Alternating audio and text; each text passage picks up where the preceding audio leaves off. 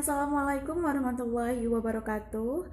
Perkenalkan, kami dari kelompok 8 yang beranggotakan Arafah Nurul Jannah, Emelinda, dan Feti Satriasari akan menjelaskan mengenai rubrik penilaian dan pedoman pensekoran. Di sini saya Arafah Nurul Jannah dari kelompok 8 akan menjelaskan tentang rubrik penilaian dan pensekoran.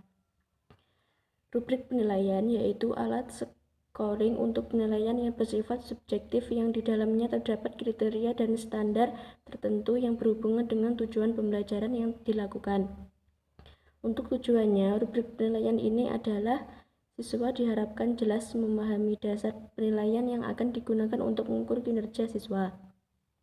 Manfaat rubrik penilaian yaitu menjelaskan deskripsi tugas, memberi informasi bobot nilai, siswa memperoleh umpan balik yang cepat dan akurat, terus penilaian lebih objektif dan konsisten, terus sebagai alat atau pedoman penilaian kinerja atau hasil kerja siswa. Adapun pensekoran adalah kegiatan menghitung pencapaian yang dilakukan oleh guru sesuai dengan pencapaian yang telah dicapai oleh siswa. Untuk manfaatnya pensekoran yaitu guru dapat melakukan analisis kuantitatif pada tes yang dilakukan. Adapun jenisnya, pensekoran ini ada 3, yaitu skor konvensional, skor penalti, dan skor kompensasi. Adapun skor konvensional yaitu skor yang diambil dari jawaban benar dari jumlah jawaban benar yang telah dijawab oleh siswa. Terus skor penalti yaitu mengurangi jawaban benar jika siswa menjawab salah. Terus skor kompensasi yaitu menambahkan skor sesuai dengan jumlah butir yang tidak dijawab dibagi dengan jumlah pilihan jawaban.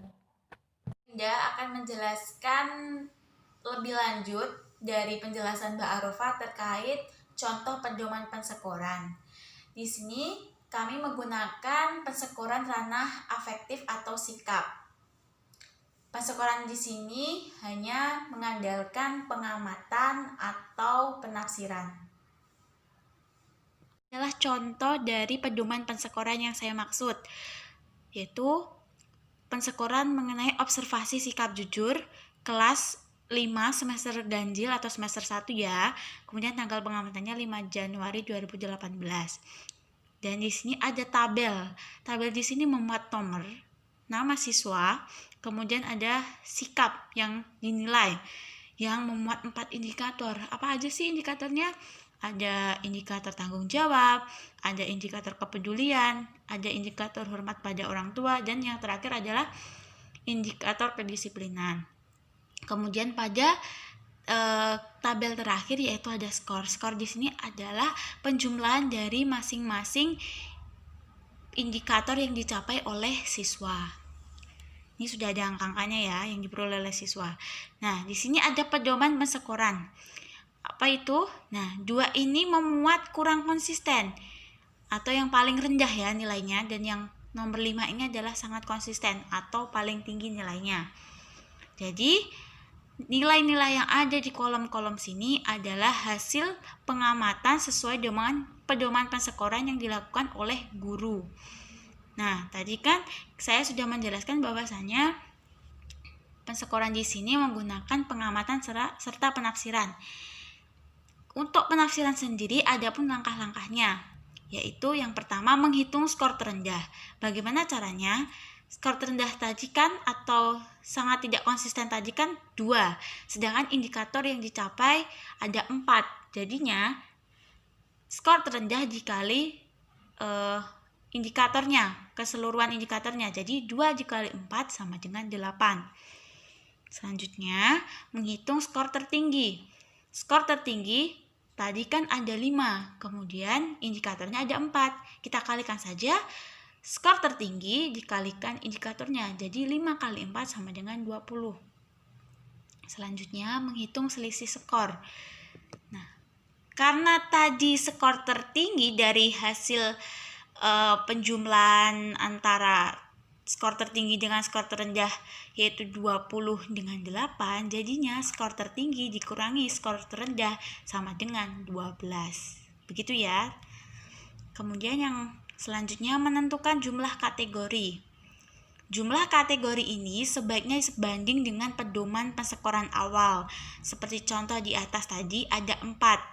Kurang konsisten, mulai konsisten, konsisten, dan selalu konsisten. Oleh karena itu, jumlah kategori di sini sama dengan kategori tersebut. Kemudian selanjutnya menentukan rentangan kategori. Gimana sih rumusnya rentangan itu? Yaitu skor tertinggi dikurangi skor terendah banyak kategori. Nah, menentukan rentangan kategori.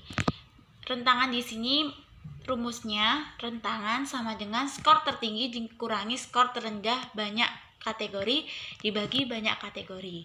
Nah, tadi di atas kan sudah saya jelaskan bahwasannya untuk nilai tertinggi mendapatkan nilai 20. Kemudian nilai terendah mendapatkan 8. Sehingga 20 nilai tertinggi dikurangi nilai terendah yaitu 8 dibagi dengan indikator dari sikap tadi yaitu ada 4.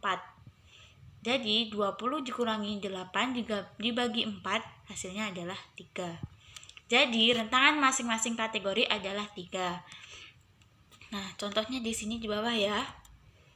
Nah, tadi kan ada 4 indikator ya.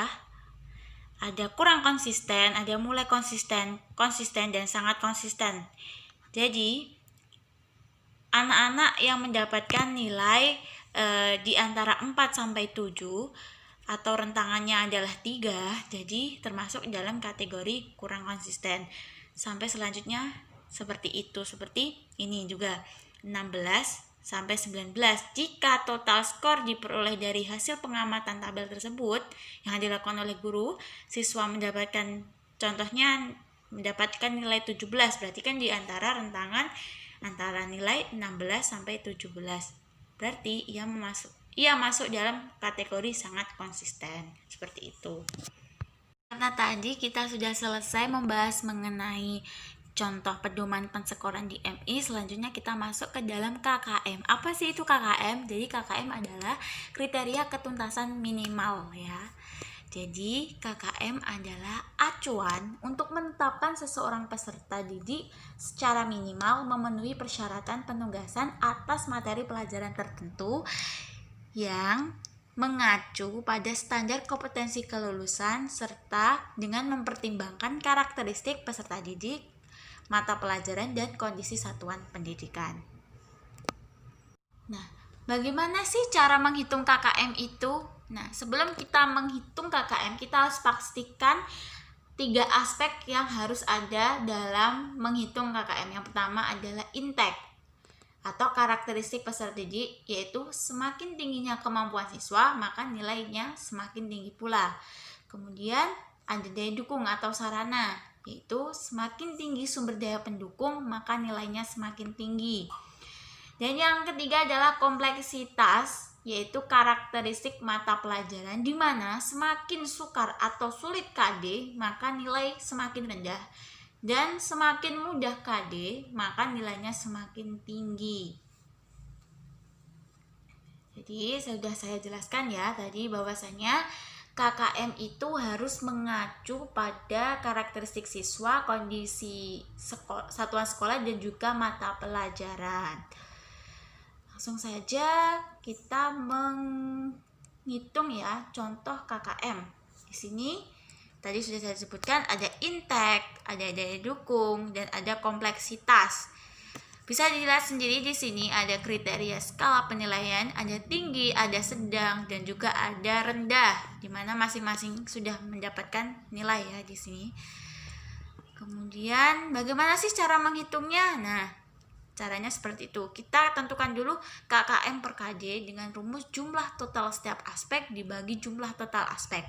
Kita misalkan ya, aspek daya dukung di sini 90, kemudian aspek kompleksitas 70, dan aspek intake ada 65. Jika bobot setiap aspek sama, maka nilai KKM untuk KD tersebut adalah 90 tadi adalah aspek daya, 70 adalah kompleksitas dan yang 65 adalah intake. Kemudian dibagi 3. 3 di sini adalah 3 indikator, yaitu intake, terus kemudian kompleksitas dan juga aspek daya. Sehingga di total mendapatkan hasil 75. Selanjutnya kita menghitung nilai rentangan dengan rumus interval ya. Rumusnya yaitu 100 dibagi KKM dibagi 3. Nah, KKM tadi yang sudah kita hitung menurut KD adalah 75. Sehingga rumus interval di sini atau KKM di sini adalah hasilnya 75. Jadi kalau kita masukkan ke dalam rumus, 100 dikurangi 75 dibagi 3 indikator yaitu daya dan juga kompleksitas serta intake tadi menghasilkan nilai 8,33. Jadi ketika dilihat menggunakan tabel, maka akan dilihat letak posisi hasil jumlah nilai tersebut. Untuk internal atau rentang nilai 92 sampai 100 predikatnya adalah A atau bagus ya, atau sangat bagus. Kemudian 83 sampai 91 itu mendapat predikat B atau bagus ya. Kemudian untuk 75 sampai 82 mendapatkan predikat C atau cukup. Jadi kita sudah bisa melihat ya caranya seperti itu. Dan yang terakhir kalau kurang dari 75 akan mendapatkan D atau sangat jelek ya. Mungkin itu sudah. Assalamualaikum warahmatullahi wabarakatuh. Saya Feti Satriasari. Di sini saya akan mempresentasikan tentang penilaian acuan norma dan penilaian acuan kriteria. Penilaian acuan norma adalah penilaian yang dilakukan dengan mengacu pada norma kelompok. Sedangkan penilaian acuan kriteria adalah penilaian pencapaian kompetensi yang didasarkan pada kriteria ketuntasan minimal atau KKM. Perbedaan antara penilaian acuan norma dan penilaian acuan kriteria terletak pada acuan yang dipakai. Pada penilaian yang mengacu kepada norma, interpretasi hasil penilaian peserta didik dikaitkan dengan hasil penilaian seluruh peserta didik yang dinilai dengan alat penilaian yang sama. Jadi, hasil seluruh peserta didik digunakan sebagai acuan. Sedangkan penilaian yang mengacu pada kriteria atau patokan, interpretasi hasil penilaian bergantung sejauh mana seseorang peserta didik mencapai atau menguasai kriteria atau patokan yang telah ditentukan. Kelemahan penilaian acuan norma yaitu yang pertama, sedikit menyebutkan kompetensi siswa apa yang mereka ketahui atau dapat mereka lakukan. Yang kedua, tidak fair karena peringkat siswa tidak hanya bergantung pada tingkatan prestasi, tetapi juga atas prestasi siswa lain. Yang ketiga, tidak dapat diandalkan siswa yang gagal sekarang mungkin dapat lulus tahun berikutnya. Kelebihan penilaian acuan norma yaitu yang pertama, dapat digunakan untuk menetapkan nilai secara maksimal. Yang kedua, dapat membedakan kemampuan peserta didik yang pintar dan yang kurang pintar. Yang ketiga, fleksibel, dapat menyesuaikan dengan kondisi yang berbeda-beda. Yang keempat, mudah menilai karena tidak ada patokan. Yang kelima, dapat digunakan untuk menilai ranah kognitif, afektif, dan psikomotorik. Kelemahan penilaian acuan kriteria adalah nilai siswa yang ditentukan berdasarkan kriteria yang terstandar bukan dibandingkan terhadap teman sekelompoknya, maka bisa terjadi siswa dalam satu kelompok gagal semua. Kelebihan penilaian acuan kriteria adalah dalam pendidikan profesi lebih disukai penggunaan tes yang menggambarkan tentang kemampuan siswa untuk mencapai kompetensi minimal yang berstandar. Apabila ini yang menjadi tujuan dari evaluasi, maka penilaian acuan kriteria adalah metode yang paling cocok. Dengan metode evaluasi penilaian acuan kriteria, standar kelulusannya telah ditetapkan sebelum pelaksanaan tes tanpa memperhitungkan distribusi nilai hasil tes.